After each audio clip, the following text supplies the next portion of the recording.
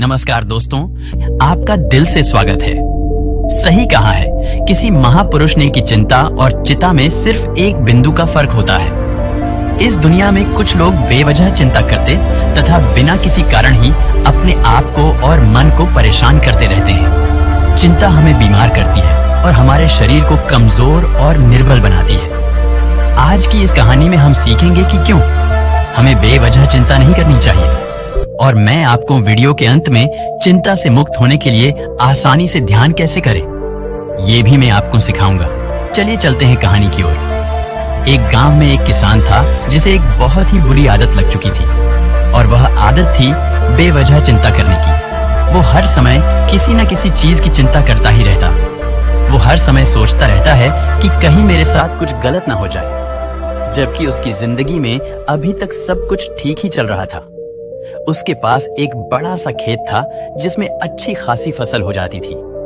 खेती करने के लिए 2 बैलगाड़ियां थीं, एक अच्छा घर था और एक पत्नी और 2 प्यारे बच्चे थे। लेकिन फिर भी वो किसी न किसी अनहोनी के बारे में सोचकर बेवजह चिंता करता रहता। कभी सोचता कि अगर मेरी फसल में कीड़े लग गए तो क्या होगा, अगर आवारा पशुओं ने फसल को बर्बाद कर दिया तो क्या होगा, अगर सूखा पड़ गया या अत्यधिक बारिश हो गई तो मेरी फसल खराब हो जाएगी। ऐसे ही वो भविष्य की अन्य बातों के बारे में सोचकर बेवजह चिंताओं में डूब रहा था। जैसे कि कहीं खेती के समय मेरे बैल बीमार ना पड़ जाए, मेरे बच्चों का भविष्य कैसा होगा, कहीं बुढ़ापे में मुझे कोई बड़ी बीमारी ना हो जाए, और क्या मेरे बच्चे बुढ़ापे में मेरा ख्याल रखेंगे भी या नहीं, वगैरह वगैरह। अपनी इस लगातार बेमतलब चिंता करने की आदत की वजह से वो अशांत और परेशान रहने लगा था, और अब उसका किसी भी काम में मन भी नहीं लगता था। उसकी पत्नी ने भी इस बात को अनुभव किया कि उसे बिना मतलब चिंता करने की आदत पड़ चुकी है। उसकी पत्नी ने उसे कई बार समझाने की कोशिश भी की, कहा कि आप बेवजह चिंता करना छोड़ दो, लेकिन उसको समझाने का अब कोई मतलब नहीं रहा था। उसकी पत्नी को पता चला कि नगर में एक महात्मा आए हैं जिनके पास सारी समस्याओं का हल है। फिर उसकी पत्नी उसको एक दिन उसे लेकर एक बौद्ध भिक्षु के आश्रम में पहुंची। बौद्ध भिक्षु बहुत ही बुद्धिमान और ध्यानी व्यक्ति थे। किसान और उसकी पत्नी अपनी सारी समस्या बौद्ध भिक्षु के समक्ष रखते हैं। किसान ने कहा, महात्मा, मैं हर समय किसी न किसी बात की चिंता करता रहता हूँ। मैं ज्यादातर उन बुरी चीजों के बारे में सोचकर चिंतित होता रहता हूँ जो अभी तक मेरे साथ हुई भी नहीं। किसान की समस्या को पूरे ध्यान से सुनने के बाद बौद्ध भिक्षु ने कहा, ठीक है, तुम दोनों कल सुबह आना और फिर मैं तुम्हें तुम्हारी समस्या का समाधान बता दूंगा। अगली सुबह जब किसान और उसकी पत्नी बौद्ध भिक्षु के आश्रम में पहुंचते हैं तो देखते हैं कि बौद्ध भिक्षु बहुत ही चिंतित अवस्था में जमीन पर पालथी मारकर बैठे हुए हैं और उनके सामने एक दूध से भरा गिलास रखा हुआ है। बौद्ध भिक्षु बार बार उस दूध के गिलास की तरफ देख रहे हैं और फिर कभी अपना हाथ अपने सिर पर रखते तो कभी जमीन पर। वो बहुत ही चिंतित और बेचैन दिखाई पड़ रहे थे। ये देखकर किसान ने पूछा, महात्मा, आप इतने परेशान क्यों लग रहे हैं? आपके पास दूध रखा है, आप इसे पी क्यों नहीं लेते? महात्मा बोले, मुझे चिंता हो रही है कि कहीं इस दूध को बिल्ली ना पी जाए, या फिर मैं कहीं जाऊं तो क्या पता है ये दूध कहीं गिर ना जाए। मैं दूध को पीना तो चाहता हूं, लेकिन मेरा भी मन नहीं है। मैं तो यही सोच रहा हूं कि अगर ये दूध खराब हो गया हो या किसी ने इसे पी लिया हो तो फिर मेरा क्या होगा? इतना सुनकर किसान जोर जोर से हंसने लगा। किसान ने हंसते हुए कहा, इसमें इतनी चिंता करने वाली कौन सी बात है? ये दूध ही तो है। अगर इसे बिल्ली ने गिरा दिया, ये खराब हो गया, या फिर किसी ने इसे पी लिया तो क्या हो गया? ये आपको दोबारा मिल जाएगा, और वैसे भी आपका चिंता करना व्यर्थ है, क्योंकि ना तो अभी इसे बिल्ली ने गिराया है, ना ही खराब हुआ है, और ना ही अभी इसे किसी ने पिया है, और हो सकता है कि भविष्य में ऐसा हो भी ना।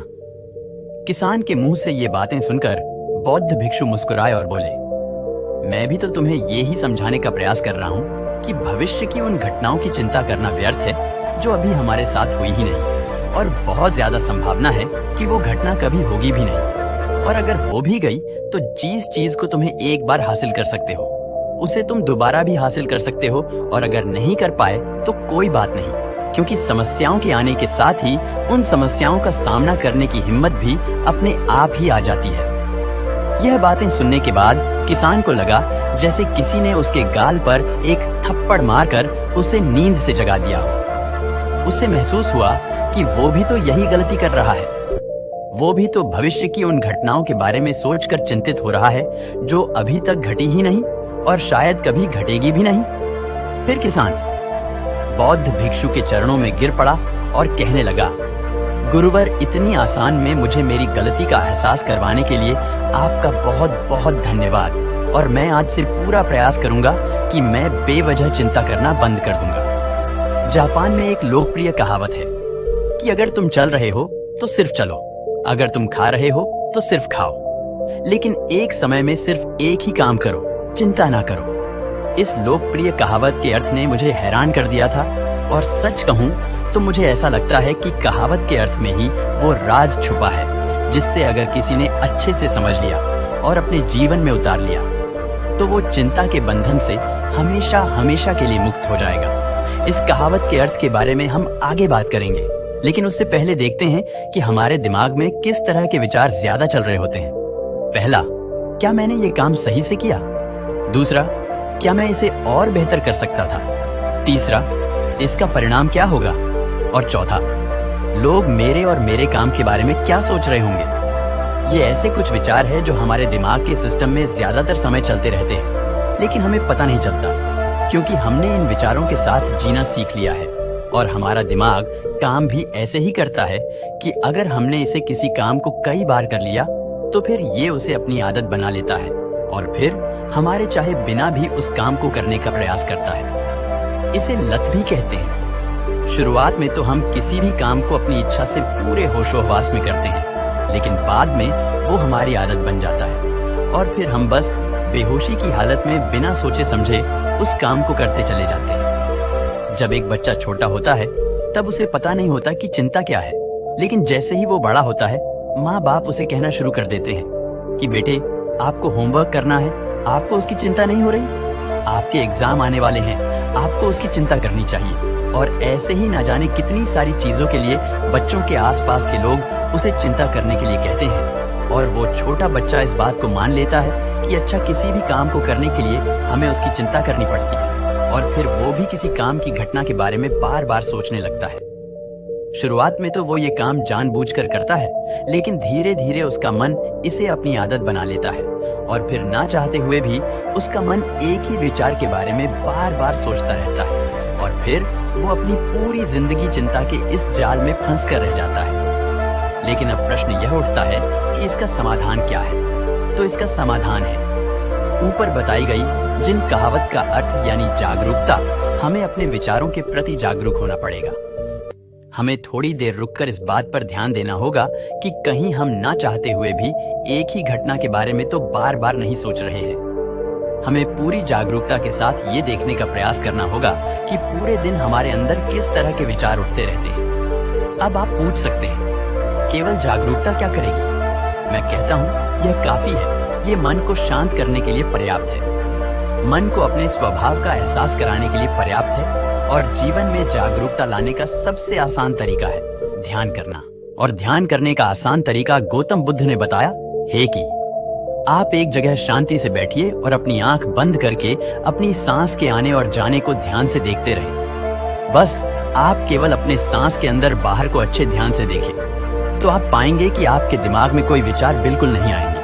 और जब आप पूरी जागरूकता के साथ अपने विचारों पर ध्यान देना शुरू कर देंगे, तब आप पाएंगे कि आपके मन में चलने वाले गैर और बेकार विचार एक एक करके अपने आप ही गायब होना शुरू हो जाएंगे, और फिर आप एक आनंदित और शांत जीवन अनुभव कर पाएंगे। अगर आप ध्यान के बारे में पूरी डिटेल वीडियो चाहते हैं तो कमेंट बॉक्स में आप जरूर बताएं। बाकी अगर ये कहानी आपको अच्छी लगी हो तो इस वीडियो को लाइक करें, और ऐसी और कहानी सुनने के लिए YouTube चैनल को सब्सक्राइब करें। तब तक मिलते हैं हम आपसे ऐसी ही एक और प्रेरणादायक कहानी के साथ अगले दिन। धन्यवाद।